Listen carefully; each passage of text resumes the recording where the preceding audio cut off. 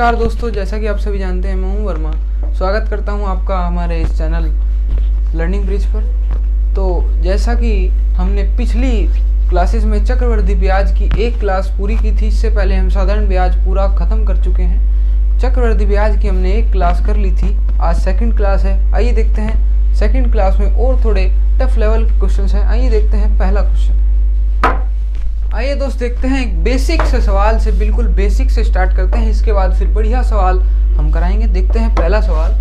ऐसे शायद मैंने टाइप आपको पहले भी कराए होंगे। किस धन का 11/9% ब्याज 3 वर्ष में 1000 रुपये हो जाएगा। यानी किस धन पर ब्याज लगेगा जो 11/9% की ब्याज से 3 वर्ष में वो धन 1000 रुपये हो जाएगा। समझे बात को? ये है 1 साल का ब्याज, ठीक है ना। 11 होल, अब ये परसेंटेज थोड़ा जची नहीं, इसे जचा लेते हैं। 11 होल 1/9%, 11 होल 1/9% का मतलब देखिए 11 99 100, तो 100/9, 100/9%। ये भी थोड़ी बड़ी सी है, ये भी सही नहीं लग रही, तो हम इसे भी क्या करेंगे, परसेंटेज हटा लेंगे। 100/9 गुना करेंगे 100 से, परसेंट हटाई तो आ गया 1/9।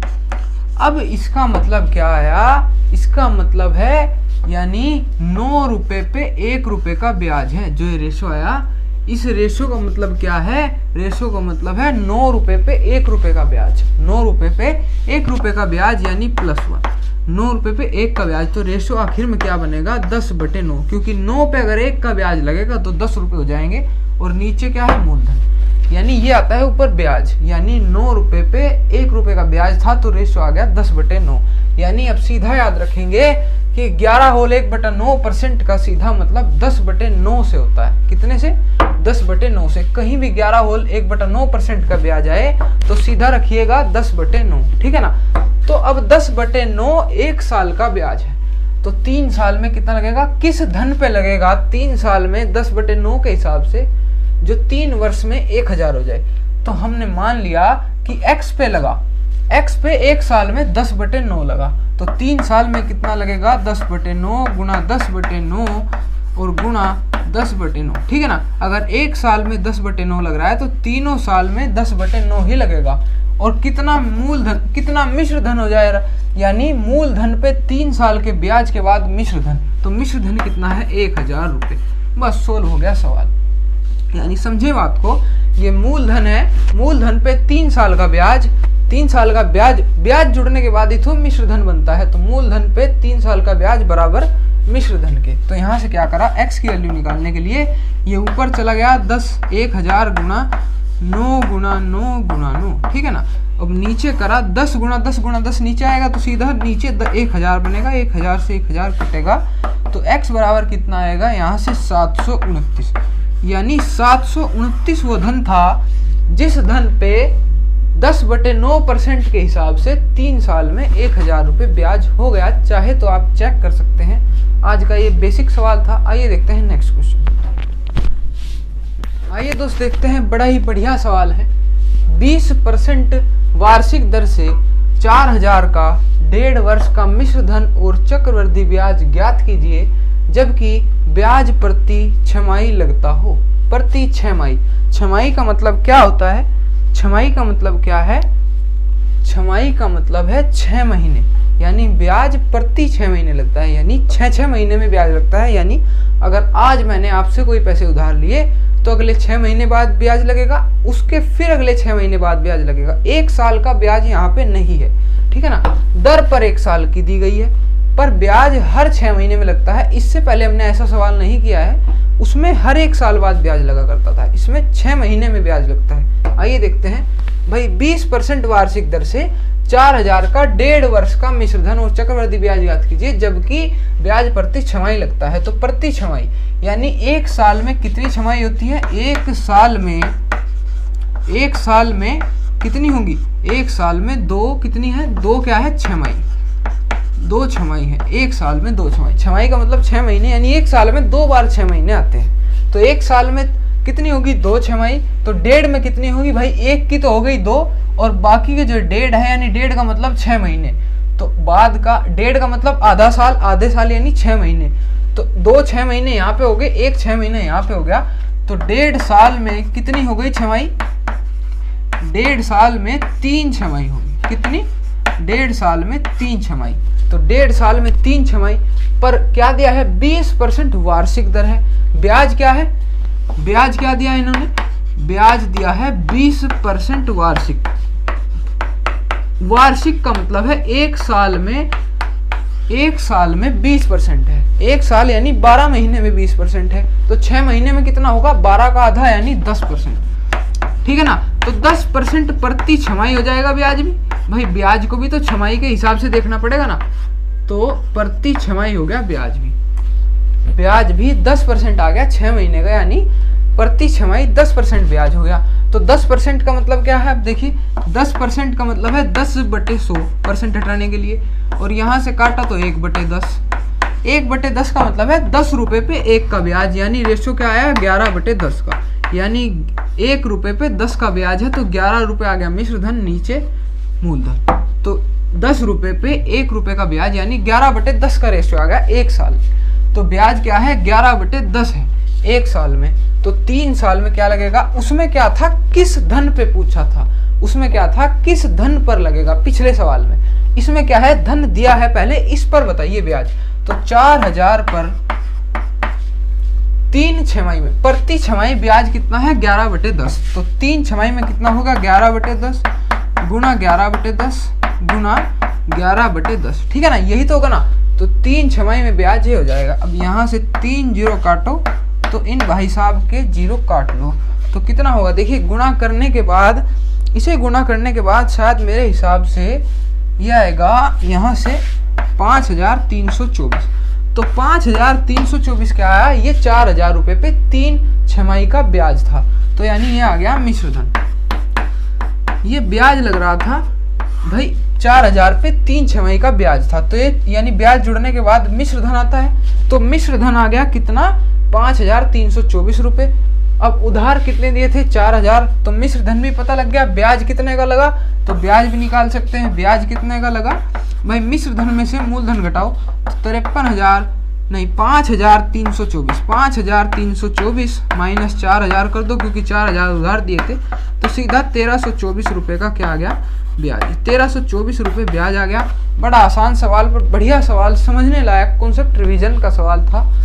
हर कॉन्सेप्ट नया भी था। छमाही वाला कॉन्सेप्ट आपको समझ आया होगा, नया कॉन्सेप्ट था। ये था दूसरा क्वेश्चन। आइए देखते हैं नेक्स्ट क्वेश्चन। आइए दोस्त देखते हैं नेक्स्ट क्वेश्चन। ये भी ऐसा ही है, क्वेश्चन नंबर 3, बस थोड़ा डिफरेंट है और अच्छा और भी अच्छे तरीके से करेंगे। अब इसे ट्री मेथड से करेंगे, ठीक है ना। देखिए 1,20,000 का 20% वार्षिक दर से आधे वर्ष का चक्रवृद्धि ब्याज बताइए, जबकि ब्याज प्रति तिमाही लगता है।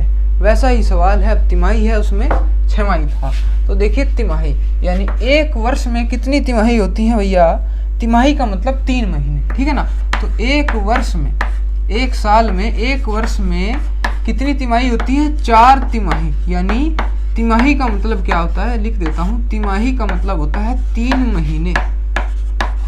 तिमाही का मतलब क्या है? 3 महीने। यानी एक साल में कितनी बार 3 महीने आते हैं भाई? 4 बार, क्योंकि एक साल में 4 बार तिमाही आती है, यानी 3 महीने, क्योंकि 3, 3, 6, 3, 9, 3, 12, तो 12 महीने पूरे हो गए ना।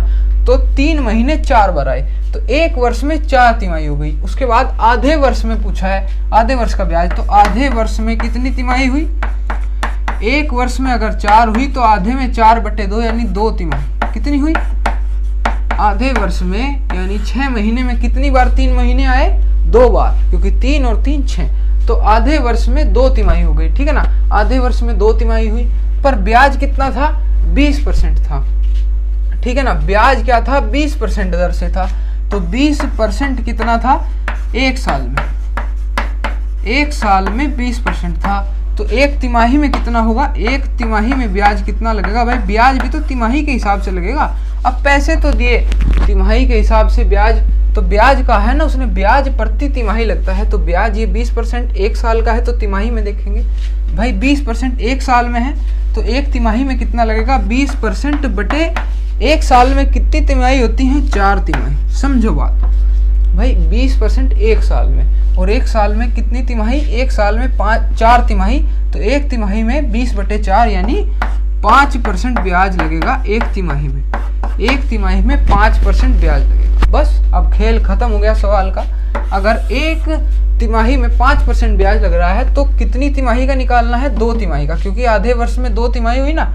आधे वर्ष का कहा है, आधे वर्ष में 2 तिमाही, यानी एक तिमाही में 5%, तो 1,20,000 का 2 तिमाही में निकालो चक्रवृद्धि। तो 1,20,000 का ट्री मेथड से करते हैं भाई। 5% लगेगा ब्याज, 5%, तो एक तिमाही में पहली तिमाही में 1,20,000 का 5% कितना होगा? 6,000, क्योंकि 12 पंजे 60, 2 जीरो कट जाएंगी तो 6,000 रुपये। ठीक है ना। अब 6,000 रुपये 1,20,000 का क्या हो गया? 1,10,000 तो 1,20,000 का 5% के हिसाब से 6,000 ब्याज हो गया। अब उसके बाद अगले फिर साल में, अगली फिर तिमाही में 5% लगेगा, तो 5% फिर क्या होगा? 6,000। पर अब क्या होगा? अब वही चक्रवृद्धि ब्याज वाला ट्री है, तो ऊपर के इससे ऊपर दिख गया ब्याज, इससे ऊपर दिखा 5%, 5 ये इससे ऊपर दिखा फिर 6,000, तो 6,000 पे फिर 5% लगेगा। 6,000 पे 5% के हिसाब से 300 रुपये, यानी अब 2 तिमाही का ब्याज हो गया। पहली तिमाही में तो सिर्फ 6,000 ब्याज लगा, पर दूसरी तिमाही में 6,000 के साथ साथ पहली तिमाही की 6,000 के ऊपर भी ब्याज लगा, जिसे हम चक्रवृद्धि ब्याज कहते हैं, जो कि 300 आया। तो टोटल ब्याज कितना हो गया? टोटल ब्याज 6,000, 6,000, 12,000, 12,300, 12,300 रुपये ब्याज आ गया। तो यही पूछा गया था शायद, देखिएगा, तो 12,300 रुपये ब्याज आ गया, यही पूछा था। 1,20,000 का 20% की दर से ब्याज बताइए। ठीक है ना, ब्याज बताइए, जबकि ब्याज प्रति तिमाही लगता है। तो निकाल दिया हमने 12,300 रुपये ब्याज आ गया। कितना? 2 तिमाही का, 2 तिमाही का 12,300 रुपये ब्याज आ गया। ये था आपका क्वेश्चन नंबर 3। आइए देखते हैं नेक्स्ट क्वेश्चन। आइए दोस्त देखते हैं नेक्स्ट क्वेश्चन, जो कि इन्होंने अपने हिसाब से डिजाइन कर दिया है बुक में। देखिए, इसे ब्याज की तरह का क्वेश्चन बना दिया, पर क्वेश्चन है जनसंख्या का। यदि किसी शहर की जनसंख्या 4% की दर से घट रही है, देखिए, और वर्तमान जनसंख्या 15,625 है, तो 3 वर्ष में जनसंख्या घटकर कितनी हो जाएगी बताइए। 3 वर्ष में कितनी घटकर जनसंख्या हो जाएगी? ठीक है, कोई बात नहीं भाई। 4% की दर से घट रही है। 4% का मतलब यानी एक साल में 4% घट रही है। 4% का मतलब क्या है? 4/100, परसेंट हटाने के लिए 4/100 को काटते हैं तो 1/25। फ्रैक्शन कितना है? 1/25। और घट रही है, उसमें क्या था? फ्रैक्शन में ऊपर वो जो था 1 का ब्याज था। ब्याज हमेशा जुड़ता है, पर इसने कहा कि 1 यानी 1/25 का मतलब है कि 25 में से 1 घट रहा है, यानी घट रही है ना जनसंख्या, तो फ्रैक्शन भी घटेगा। तो जनसंख्या घट रही है, यानी 25 - 1, तो लिखेंगे 24/25 का फ्रैक्शन है। समझिए बात को, 24/25, क्योंकि वहां पे कहा है जनसंख्या घट रही है, तो रेशो भी घटेगा। तो 4/100 को काटा 1/25। 1/25 का मतलब है पहले 25 थे, एक साल में 1 घट रहा है, तो 24/25। ध्यान देने की बात है। तो 24/25 का रेशो आ गया एक साल का। तो अब कितने हैं? 15,625। एक साल में कितने घट रहे हैं? 24/25। तो 3 साल में कितने घटेंगे? 24/25 गुणा 24/25 गुणा 24/25। अगर इसे यहाँ से काटते हैं तो काट पीट कर आप देख लीजिएगा, यहाँ से मेरे हिसाब से काट पीटने के बाद, जैसे मैंने ये क्वेश्चंस देखे थे पहले, तो काट पीटने के बाद 13,824 कुछ ऐसे 13,824 जनसंख्या आएगी। कितनी? यानी घटने के बाद एक साल में अगर 24/25 की रेशो से घट रही थी, तो घटने के बाद 13,824 की जनसंख्या रह गई। यानी कोई किसी गांव में, किसी शहर में 13,824 लोग रह गए। कितने लोग रह गए? 13,824 लोग रह गए, जहां 15,625 लोग थे 3 साल में 4% के हिसाब से घटकर। आइए देखते हैं नेक्स्ट क्वेश्चन। आइए दोस्त देखते हैं क्वेश्चन नंबर 5, जो कि आज का मोस्ट इम्पोर्टेंट बड़ा बढ़िया सवाल है। इस पे आप मार्क लगा लीजिए। क्या लगा लीजिए? इस पे लिखिएगा एसएससी। एसएससी में पूछे जाने की संभावना है सवाल की। ऐसे सवाल बन जाते हैं। क्या सवाल है? 20,000 रुपये पर चक्रवृद्धि ब्याज 4 वर्ष, 20,000 रुपये चक्रवृद्धि ब्याज पर 4 वर्षों के लिए दिए गए। क्या हुआ?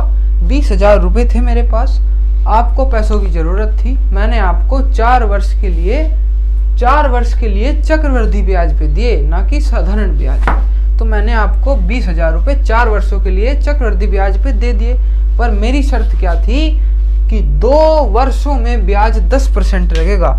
यानी पहले जो 2 साल होंगे मैंने आपको 4% के हिसाब से दिए, यानी 4 साल के लिए दिए।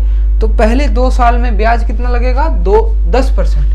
पहले जो 2 साल होंगे उनमें 10% ब्याज लगेगा, तीसरे वर्ष में 5% ब्याज लगेगा, और चौथा जो आखिरी वर्ष होगा उसमें 20% ब्याज लगेगा। तो बताइए मिश्र धन क्या हुआ? ठीक है ना, बड़ा बढ़िया सवाल है। हम इसे 2 तरीके से करते हैं, पहले ट्री मेथड से कराता हूँ, फिर एक ट्रिक से कराऊंगा। किससे? फिर एक दूसरे तरीके से ट्रिक से कराऊंगा। तो पहले हम देख लेते हैं यहाँ पे, पहले हम देख लेते हैं क्या? Tree method.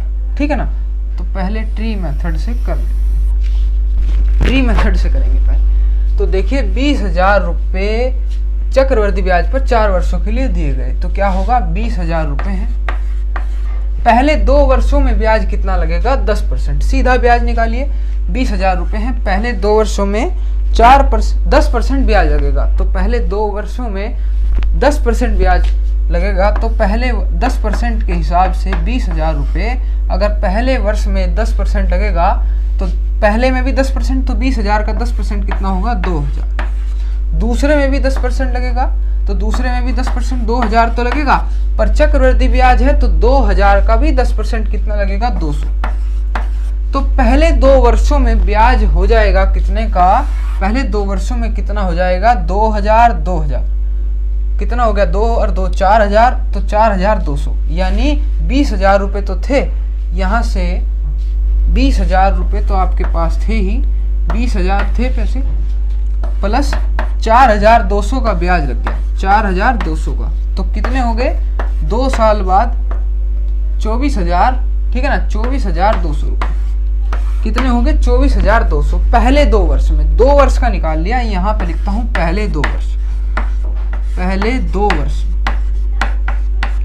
ठीक है ना। पहले 2 वर्ष में 20,000 पे 10% के हिसाब से 24,200 रुपये हो गए ब्याज लगने के बाद। फिर उसके बाद उसने कहा था कि पहले 2 वर्ष में 10% ब्याज लगेगा, तीसरे वर्ष में 5% लगेगा।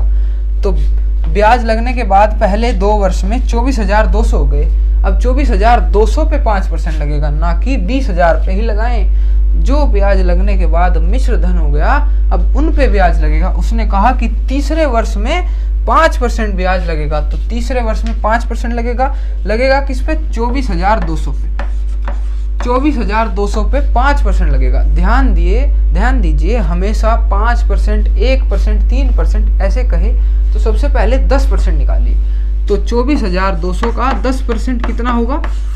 24,200 का अगर 10% के हिसाब से ब्याज लगेगा तो कितना होगा भाई? 10% निकालने के लिए मैंने आपको बताया था, मूलधन से या किसी भी डिजिट से एक जीरो हटा दीजिए। कितना होगा?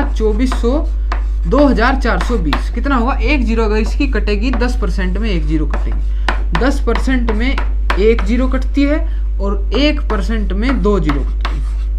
ठीक है ना, ध्यान रखने की बात है। 10% में 1 जीरो कटेगी, 1% में 2 जीरो कटेंगी।